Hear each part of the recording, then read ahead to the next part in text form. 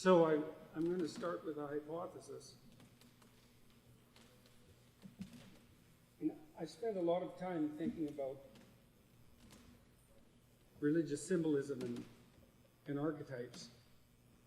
But there's a problem with that, and the problem is it lacks concretization. You know, to think about the ultimate ideal as only something that's symbolic.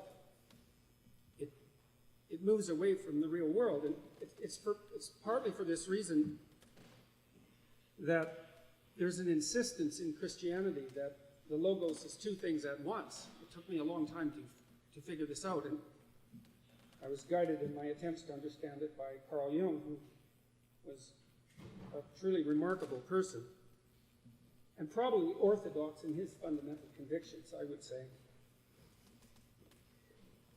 He talked about the logos as the thing that existed at the beginning of time, and this is a very particular way of looking at things. And so the idea is essentially that, as Jonathan pointed out, that there's something about consciousness that calls forth being from chaotic potential. And you all understand what this means, because when you look at the future, or if you look at yourselves, you know that what you confront is a field of potential, and everyone tells you that. They tell you, you're not living up to your potential. And potential is a very strange thing, because it doesn't yet exist, and so by the canons of, say, modern science, it's not something that has any reality whatsoever, but everyone knows precisely what it means. And everything around you is full of potential, because you can interact with it and bring forth new things. And you know that. And you can be called for your failure to do it. And you call out yourself for your failure to do it, because you wake up at 3 in the morning and you torture yourself with your inability to bring forth the potential that's within you, and it haunts your soul, and it's hellish. And the reason it's hellish is because it is hellish. And if you don't call forth the potential that's within you and outside of you, then the world does transform into hell, because that's its tendency anyways. And we've had no shortage of evidence of that in the last 100 years.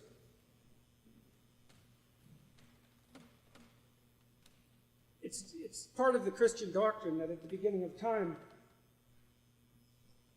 the logos of Yahweh operated on potential and brought forth the habitable world, order, and it was perfect. In some strange sense, it was the paradise in which Adam and Eve were placed, and the paradise was a walled garden, a well-watered place. And the walled garden is a place of order and chaos, culture and nature, and that's because people inhabit a garden of culture and nature. That's our environment. And if those two properties are properly balanced, then inside that garden everyone can flourish.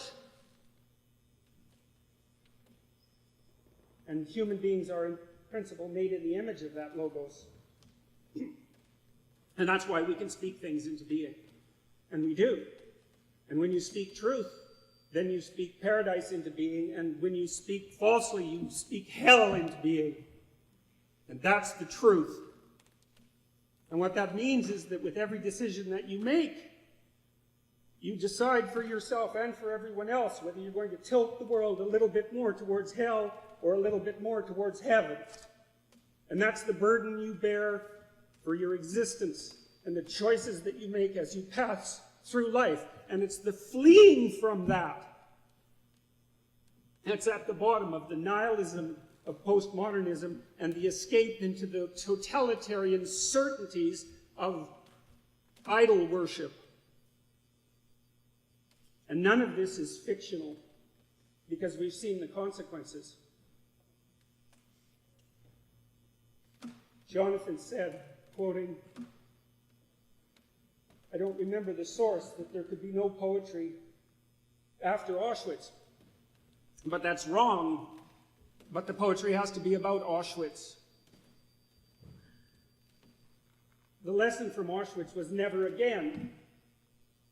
And fair enough, but you can't decide not to repeat something terrible unless you understand it. And the way to understand it is that the small sins of each individual culminate in the great sins of the state. And so when you ask, why terrible things happen in the world, the answer is quite simple. The answer is it's because you're not good enough. And it's because you don't tell the truth. And you know it. Jonathan said something I thought was very interesting. It's something I've thought about, but I haven't talked to him about it at all. What happens as you move towards the truth? And the answer is everything comes together.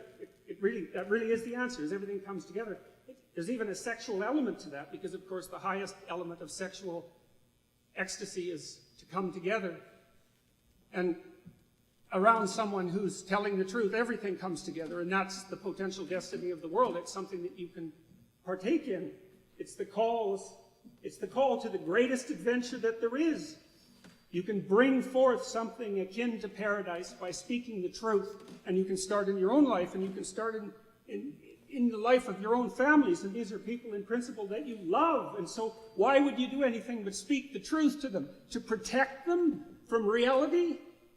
There's no protecting anyone from reality. Reality just is.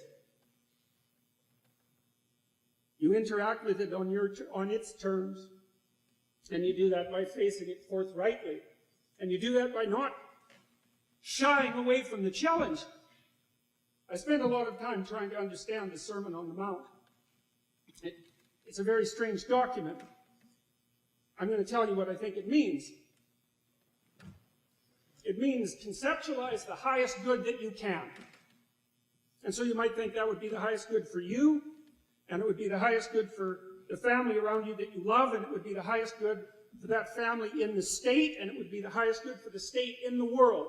And that would be the highest possible good. Aim at that, even though you don't know how.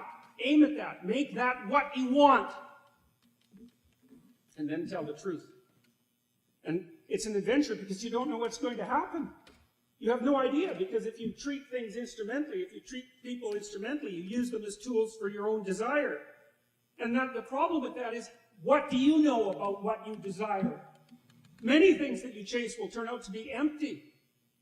Well, what happens if you just tell the truth?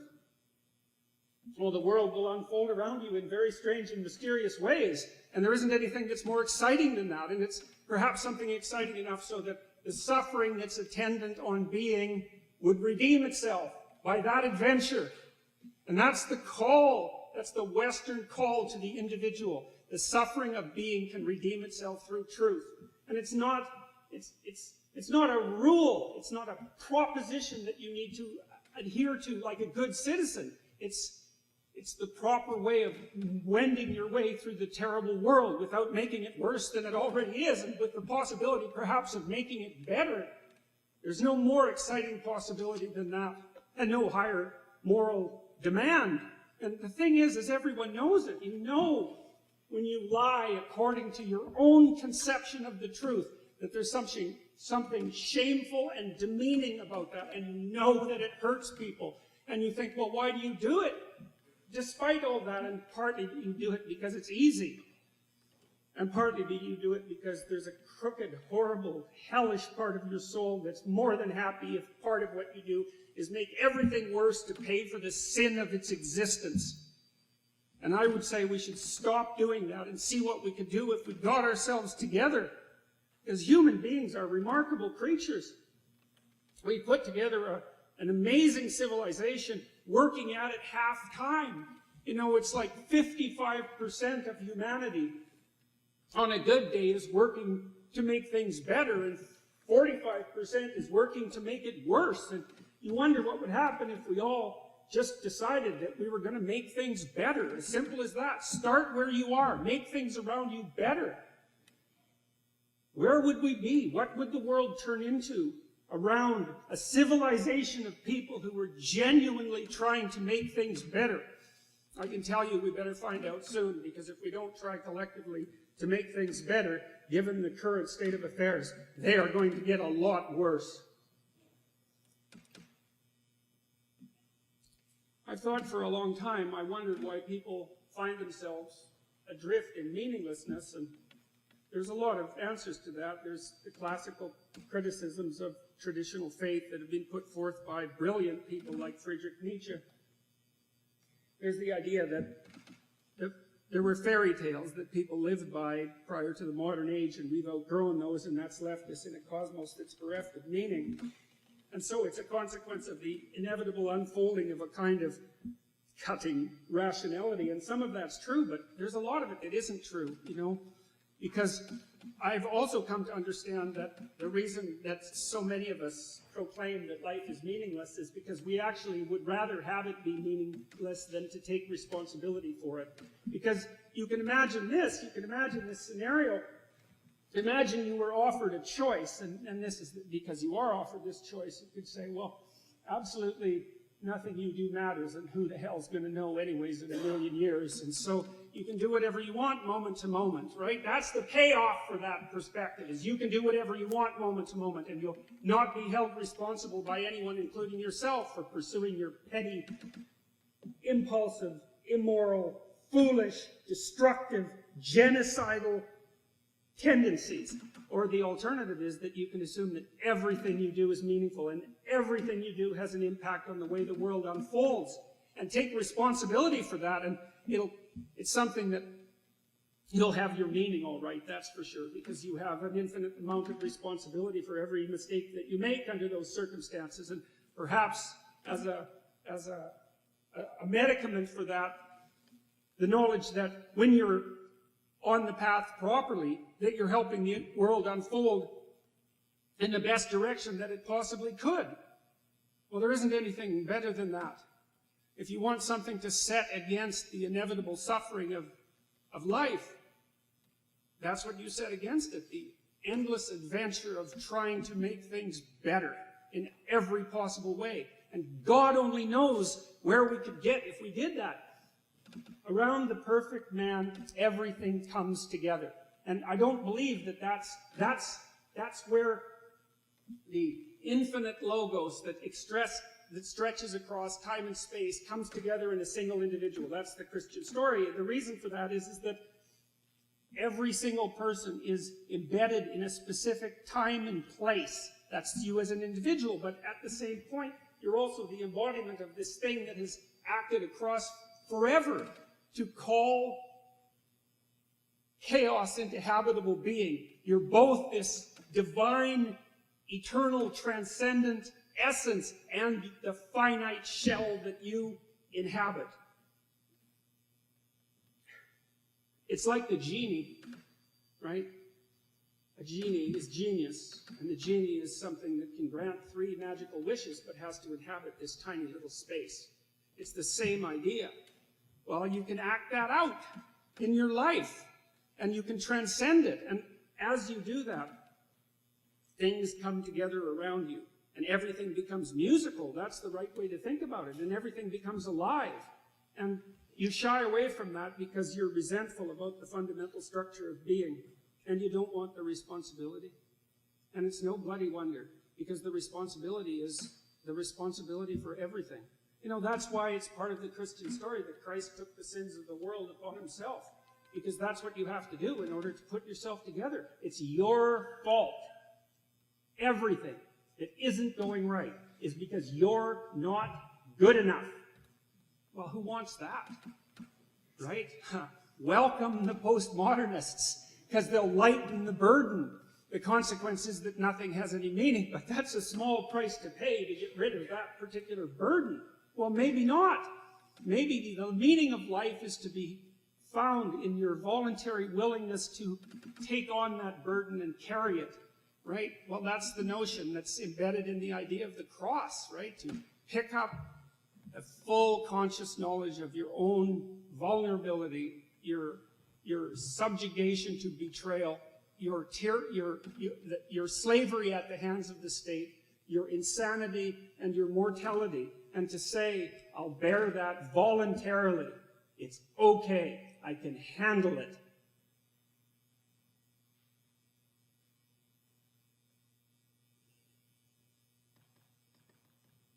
It seems to me that we're at a kind of crossroads.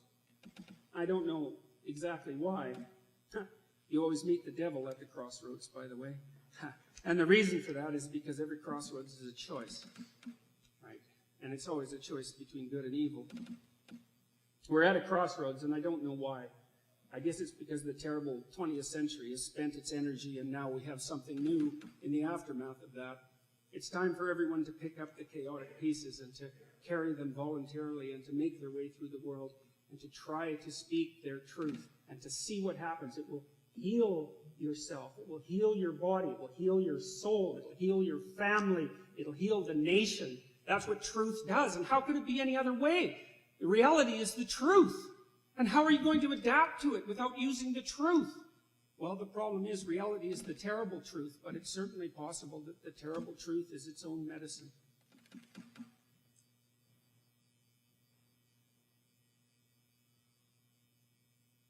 With regards to my connection to orthodoxy, I have kind of a funny story to tell about that.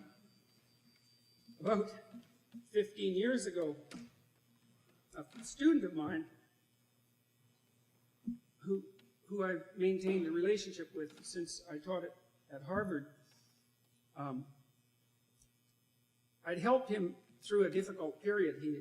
His family had been at the center of a real storm of publicity like this. A front page story for a number of months. Recently he returned the favor with me. But he proposed at one point that I fly down to Los Angeles and act as the officiant at his marriage. And I thought, well, that's pretty interesting. I never expected that to happen. And so I thought, well, if I'm going to do that, I better get ordained, because that's obviously the logical thing to do. And I thought, well, how do you get ordained on short notice? And obviously the answer to that is you go online. And so, so I went online and I signed up. I could name my church. So I did. I have this church. I'm the only member. It's called the Church of the Spirit of St. Joachim of Flores, which, isn't necessarily the name that you would expect.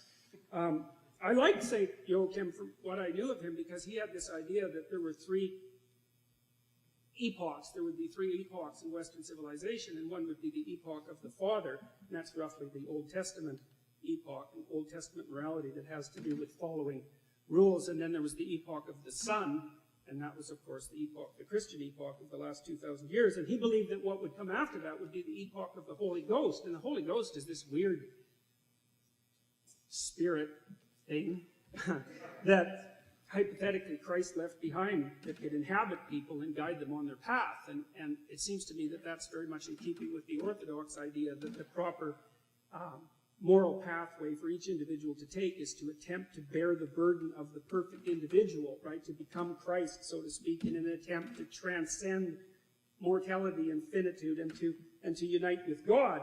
And I thought, well, that was kind of a cool idea. So I thought, well, I might as well have that as a church. And then I thought, who should I be in this church? And I thought, well, Pope was probably a little bit on the narcissistic side, let's say. So I thought, I'll be Metropolitan. Because I thought that was kind of archaic enough and sort of out of the way enough so that it was a good joke. So I'm my own Metropolitan, my own church. It only has one rule, and so you can join it if you want. The rule is that if you're a member of my church, you can't follow stupid rules. Yeah, so that's a good rule, because it's an anti-rule rule, which is really funny as far as I'm concerned. Anyways, I went down to LA and I did marry these two, and they're still married, and so that's good. And yeah, so I know that's a bit rambly, but it's been a long day. I talked to Sam Harris today again, for those of you who, it went great. Yeah, it went great.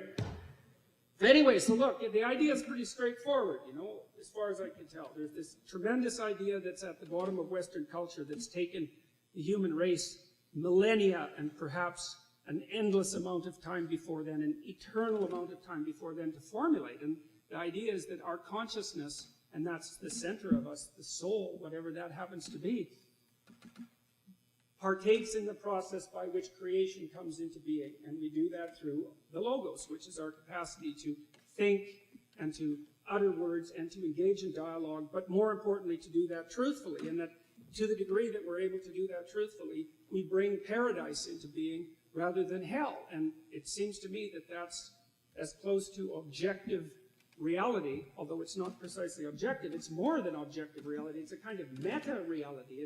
It's the most profound truth that you'll ever encounter. And the thing that's cool about it is you can put it to the test if you want. You start deciding that you're not going to lie, because how the hell are you going to tell the truth? What do you know? You don't know what the truth is, but you certainly know when you're lying, and you know how to stop doing that. And so I would say, well, just stop lying and see what happens. Try it for like a year. You don't get to lie about anything anymore. And that also means you can't do things that you would be afraid to talk about, because, if you're going to tell the truth, you have to tell the truth about what you did, and if you do reprehensible things, then you can't just run around telling everybody about them. So it also means that you have to not act in a way that you wouldn't speak truthfully about, and just try it. You'll find out, first of all, that you're so full of lies and deceit that you just bloody well can't believe it. When I started doing this 30 years ago, it really just about drove me crazy, because I divided into two people in some sense, and one person was talking, and the other person was watching the person that was talking, and the talking person was a puppet, and the watching person was the right person, and every time the talking person said something, the watching person would go, "You don't believe that, that isn't true, that isn't your idea." And I thought, wow, that's really not good, because it looks like 95% of what I'm saying isn't mine, or I'm saying it for show, or I'm saying it to be dominant primate, or I'm saying it so that I can be, so that I can use my language instrumentally and get what I want, or I swiped it from a book and I really don't deserve it, but I'm saying it, and it was horrible. It was 95%, seriously. And so then I learned, at least in part, to only say things that made me feel like I was together, and that's part of that coming together. You can feel that physically. If you say something deceitful, you shrink and you cower from it. It makes you embarrassed, and it makes you weak. You can feel the weakness. It's like, well, stop saying things that make you weak if you don't want to be weak. Then if you want to be strong, stop saying things that make you feel weak. Try it. Try it. See what happens. You can test this out. In a year, things will be way different for you. In 5 years, you won't even be the same person. And God only knows what will happen in a decade. So it's really worth it. Besides, you don't have anything better to do anyways, because here you are, suffering stupidly away. You might as well do something useful with your time while you're waiting to die. So... And there isn't anything more interesting to do than that. It's so cool, because, it's part of what I decided to do last September when I made these, crazy videos, which really had more of an effect than I certainly thought they would. I thought, well, I've got some things to say, and why don't I say them and see what happens? It's like, that's an excellent way to live. Why don't I say the things that I think and see what happens? Well, this is one of the things that's happened, so that's kind of cool. How unlikely is this? It's completely absurd and ridiculous that here I'm with Jonathan, this crazy French-Canadian carver, and these two guys in dresses here.